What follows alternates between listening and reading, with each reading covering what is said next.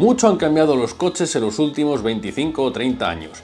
A mediados de los 90 llegaba el primer Renault Megane Scenic, un coche en formato monovolumen compacto pensado para las familias. Pero ese estilo murió con el auge de los SUV, categoría que, por cierto, ahora mismo ya está mutando. El caso es que hoy nos hemos desplazado hasta Málaga a la presentación internacional del Renault Scenic E-Tech 2024, coche que, por cierto, acaba de ser reconocido como coche del año en Europa. Como ya estáis viendo, poco tiene que ver con aquel primer modelo del que antes os hablaba. De hecho, aquella variante de la primera generación se popularizó con motores diésel y este solo está disponible con motores eléctricos. Eso sí, ojo, con una de las mayores autonomías del mercado. Vamos a conocerlo en profundidad, vamos a destacar los puntos positivos, vamos a destacar los puntos mejorables y nada, si quieres ya te puedes ir suscribiendo al canal. Comenzamos. Efectivamente, el nuevo Renault Scenic ya no es un monovolumen, tampoco un SUV, sino más bien un crossover. Deriva directamente del Megane E-Tech, compartiendo plataforma y casi toda la tecnología, aunque por estética exterior se diferencian fácilmente. El nuevo Scenic mide 4,47 metros de largo, por lo que está entre los más grandes de los compactos. Su distancia entre ejes es amplia, con 2,78 metros, mientras que mide 1,91 de ancho y 1,57 de alto. Es 30 centímetros más largo que el Megane, también es más ancho, más alto y disfruta de una mayor distancia entre ejes. Más adelante veremos si esas mayores cotas se reflejan en el habitáculo. En lo que a diseño se refiere, toma el frontal de las últimas novedades conocidas, como el nuevo Rafale o la actualización del Clio, es decir, utiliza ese estilo de faros que tanto recuerda a cierta marca compatriota.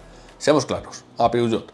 Además, destacan los grandes pasos de rueda que alojan llantas de 19 o 20 pulgadas, las manecillas de las puertas enrasadas, la carrocería bicolor o una parte trasera más conservadora. Por cierto, está disponible en 6 colores para la carrocería y cuenta con 4 niveles de acabado. Ordenados de menor a mayor equipamiento se denominan Evolution, Techno, Esprit Alpine, que es la variante deportiva, y el Iconic. En este caso estamos probando el último, el más equipado, el Iconic. Vamos al interior. El Scenic se diferencia claramente del Megane en el exterior, pero en el interior son prácticamente 2 gotas de agua, al menos en lo que a volante, cuadro de instrumentos y pantalla se refiere. Antes de nada, tenemos climatizador con botones físicos, como a nosotros nos gusta. No tenemos ruletitas, que ya sería la guinda del pastel, pero botones físicos. Por lo demás, tenemos buenos huecos. Por cierto, aquí bandeja de carga inalámbrica para el móvil. Por aquí una consola bastante amplia. Un reposabrazos bastante cómodo también con un cofre. Y a nivel de calidad se nota unas terminaciones bastante bien conseguidas. Lógicamente hay algunas partes un poquito más duras, pero a nivel de calidad, ya digo, transmite muy buena sensación, incluso en las puertas. Detrás del volante tenemos el cuadro digital de 12,3 pulgadas. Cuenta con varios modos de visualización, diferentes informaciones personalizables y cambia el estilo de diseño en función del modo de conducción seleccionado. Cambia un poquito respecto al Megane, a decir verdad. Lo importante es que se ve bien y no echamos en falta más informaciones. Pero lo que más llama la atención es la otra pantalla y sus funciones. Probablemente sea uno de los sistemas multimedia más eficaces de cuantos hemos probado. Recuerda mucho a un smartphone de alta calidad a la hora de utilizarlo y lleva Google integrado, una versión más actualizada que la del citada Megane.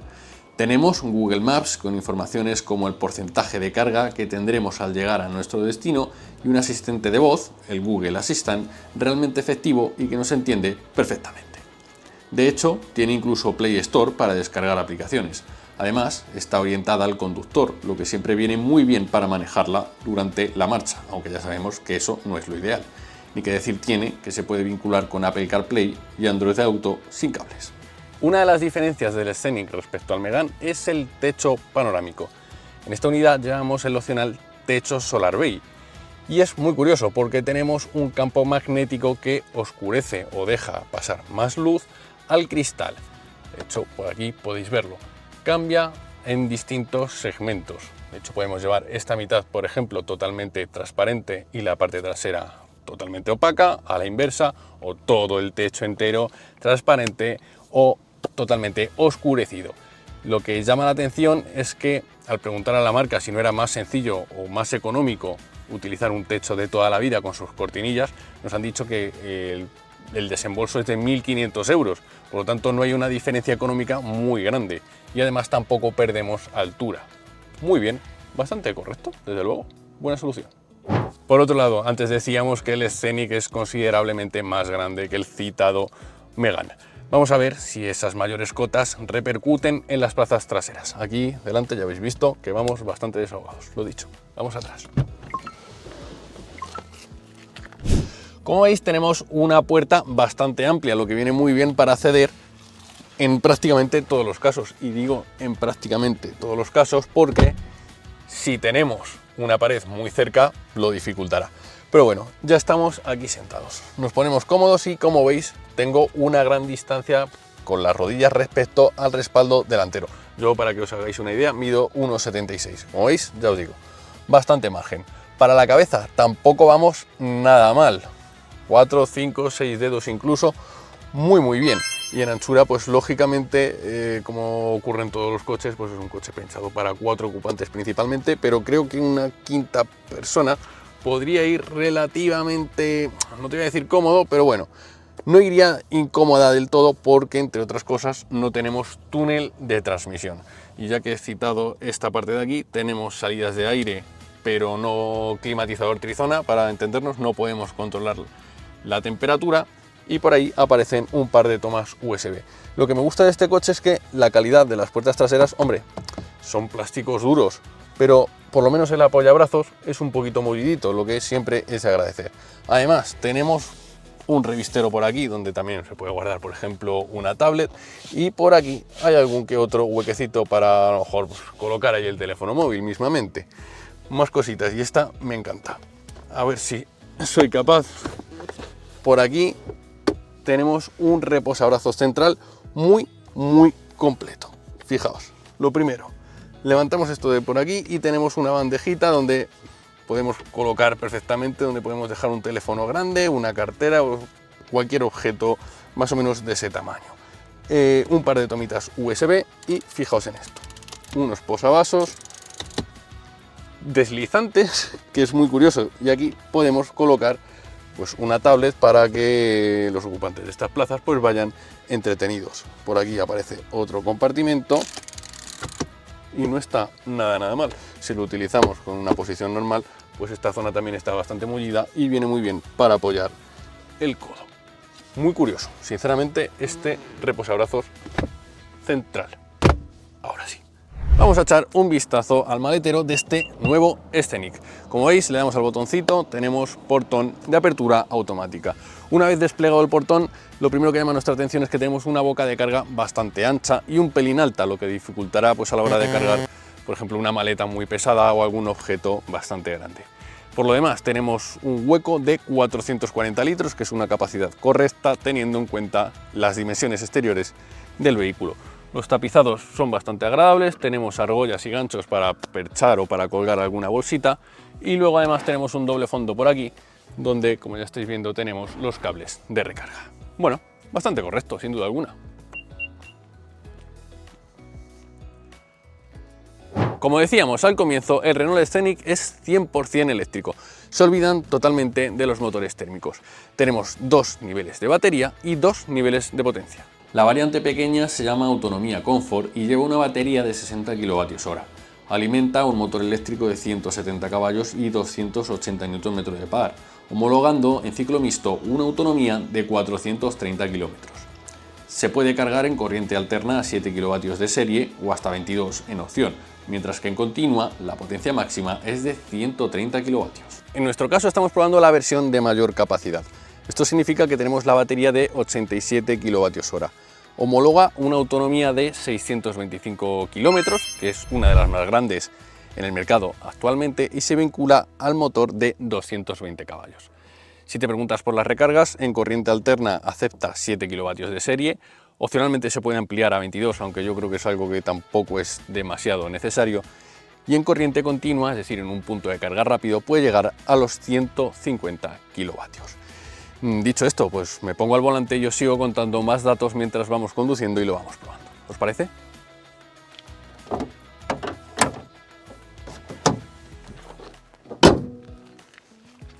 Bueno, ya estamos al volante del Renault Scenic E-Tech 2024. Antes de hablar del comportamiento en sí, vamos a terminar con los datos técnicos.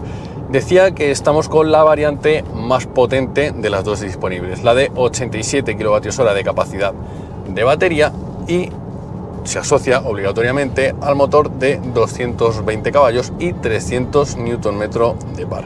La batería pequeña va con el motor pequeño y la batería grande va con el motor grande obligatoriamente. Más datos: según la ficha técnica, hace el 0 a 100 en 7,9 segundos, tiene una velocidad punta de 170 km por hora y el consumo homologado es de 16,4 kWh a los 100, si no me equivoco. Esto le otorga una autonomía máxima en ciclo mixto de 625 km. Y hablando ya de las sensaciones de conducción en sí, de lo que sentimos nosotros al volante de este nuevo Scenic E-Tech, vamos a empezar hablando del motor. Estamos con la variante de 220 caballos y, bueno, muchos os preguntaréis, ¿hay coches eléctricos con bastante más potencia?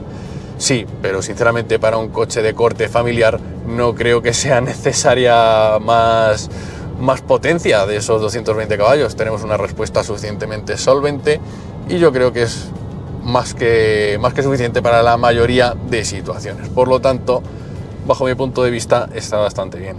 Luego un tema: tenemos 220 caballos al eje delantero. ¿Tenemos pérdidas de motricidad cuando aceleramos fuerte con el volante girado? Pues lógicamente, si aceleramos muy fuerte, si utilizamos el acelerador como si es un interruptor de abre o cierra o enciende o apaga, pues lógicamente es posible que tengamos ciertas pérdidas de tracción, pero es que al final tenemos que conducir de una forma un poquito más suave. Es más, con un coche de gasolina de 220 caballos, si aceleras bruscamente en una curva con el volante girado, pues vas a perder tracción. Dicho esto, y para rematar con el apartado del motor, yo creo que con 220 caballos tenemos potencia más que de sobra y va fenomenal. No vas a necesitar más prestaciones. Un detalle: tenemos por aquí, tras el volante, unas levas. Lógicamente no sirven para cambiar de marcha, sino para gestionar la retención del motor en 4 niveles de intensidad distintos. Ahora, por ejemplo, que vamos bajando una carretera con un poquito de curva así en descenso, pues viene bastante bien porque vamos jugando con ellas y no hace falta que vayamos tocando el pedal de freno. Bajo mi punto de vista, siempre es bastante interesante contar con levas que varíen la retención en los vehículos eléctricos. Por lo tanto, para mí es un punto positivo. Por aquí también en el volante tenemos el botón del Multisense. Son los modos de conducción.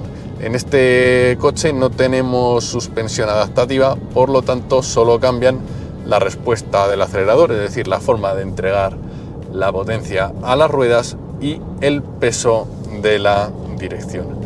¿Qué más os puedo contar? Pues el Scenic es un modelo con una estética y un concepto un poquito crossover. Como ya hemos visto por el exterior, tenemos protecciones en los bajos, protecciones en los arcos de rueda. Vale, quiere transmitir esa estética de vehículo no campero, sino un crossover, como un coche elevado, pero destinado principalmente pues para el uso tranquilo y sobre todo en asfalto. La posición de conducción es ligeramente elevada, pero está bastante más cerca de un turismo que de lo que todos conocemos como un SUV o un todo camino. A mí me gusta bastante porque vamos con las piernas un poquito estiradas. Sin embargo, también es cierto, y creo que antes no os lo he comentado, en las plazas traseras, al tener las baterías debajo del suelo, obligan a levantar un poquito el piso y se quedan las rodillas un poquito altas, pero tampoco es que sea muy exagerado. Más cositas. Dirección, pues lógicamente es un vehículo de corte bastante tranquilo. No esperes una sensación, iba a decir precisión no es la palabra, no esperes una sensación o una retroalimentación muy importante, porque no la vas a tener. Es un coche eléctrico, un coche de corte muy tranquilo y pues no, por norma general, eso no será necesario. Lo bueno es que sí me parece bastante directa y además tenemos un buen ángulo de giro, por lo tanto maniobrar es relativamente sencillo. También tenemos unas buenas cámaras para guiarnos en los parkings más estrechos. ¿Y qué más os puedo contar? Pues a nivel de suspensión, como en todo vehículo eléctrico o prácticamente todo vehículo eléctrico, tenemos una puesta a punto un poquito firme de suspensiones, porque al final llevamos un coche de 2000 kilos prácticamente, o ahí anda, y hay que sujetar todo ese peso. Por lo tanto, tenemos una suspensión un poquito firme, pero ni mucho menos es incómodo. De hecho, me gusta bastante el equilibrio que han conseguido con este vehículo, porque tampoco hay balanceos acusados cuando pues, pegamos, no te digo pegamos un volantazo, sino cuando conducimos un poquito rápido en zonas de curvas. Y poco más que añadir, porque ya os digo, esto es una presentación y el tema de consumos, pues sé que es muy importante, pero es que no sería justo evaluar los consumos en una prueba corta. Esto hay que hacerlo en una prueba bastante más extensa y con distintas circunstancias. Y nada, voy a detenerme, hacemos un repaso y hablamos de precios, si os parece. En líneas generales, el Renault Scenic me ha parecido un coche muy completo en todos los sentidos, o en prácticamente todos los sentidos, porque he de decir que tiene un par de cosas que para mí y para buena parte de las familias españolas pues no serían del todo convenientes. La primera es que, aunque tiene una autonomía bastante amplia, ya lo hemos dicho, son 625 kilómetros, pues como todo vehículo eléctrico, pues te obliga a tener una plaza de garaje, si no estás vendidísimo. De hecho, yo no te recomendaría la compra de este coche o de cualquier otro vehículo eléctrico si no tienes la posibilidad de cargar en casa. Y la otra es el precio, parte de prácticamente 40.000 euros, es una cantidad que no todas las familias se pueden permitir. Recuerdo que cuando el Scenic llegó al mercado por primera vez, como os comentaba al principio, era un coche normal para una familia normal. Ahora, pues lo dicho, no todo el mundo puede permitírselo. Bueno, revisando el vídeo ya en casa y antes de que pasemos al apartado de los precios, hay que tener en cuenta que solo he destacado 2 puntos mejorables en este coche, y esto es algo muy importante. Uno de ellos es el tema de la boca de carga del maletero, que es un poquito ancha y está un poquito elevada. Y el otro es algo que ocurre en todos los vehículos eléctricos, y es que están destinados a un público muy objetivo. Es decir, necesitas una plaza de garaje, tienes que tener cierto poder adquisitivo porque el desembolso inicial es superior y poco más. Es decir, para mí, que un coche así solo tenga 2 puntos negativos y que ese sea tan concreto, es fantástico, sinceramente. Venga, pasamos a los precios. Y por concretar un poquito, vamos con los precios oficiales a fecha de hoy, de marzo de 2024. Tiro de chuleta para no equivocarme. La versión de acceso es la que lleva la batería pequeña o autonomía Comfort, como ellos denominan, y el motor de 170 caballos. En el acabado Evolution, que es el de acceso, son 39.900 euros, mientras que en la terminación Tecno son 3.000 euritos más, 42.900. El Tecno también puede ir con la batería superior y la motorización de mayor potencia. Ahí estaríamos hablando de 46.900 euros. Es decir, a igualdad de equipamiento, la batería superior cuesta 4.000 euros más. Luego, en la parte alta de la gama, tenemos las variantes Spirit Alpine e Iconic, con 49.500 y 50.900 euros respectivamente. Repito, son precios a fecha de marzo de 2024, sin promociones y sin incluir el plan MOVES. Y aquí termina esta prueba con el Renault Scenic E-Tech 2024. Recuerdo que ha sido denominado el coche del año en Europa. Como siempre digo, si te ha gustado el vídeo, por favor, dale al like, suscríbete al canal y todas las dudas en los comentarios. Nos vemos en la siguiente. Déjale.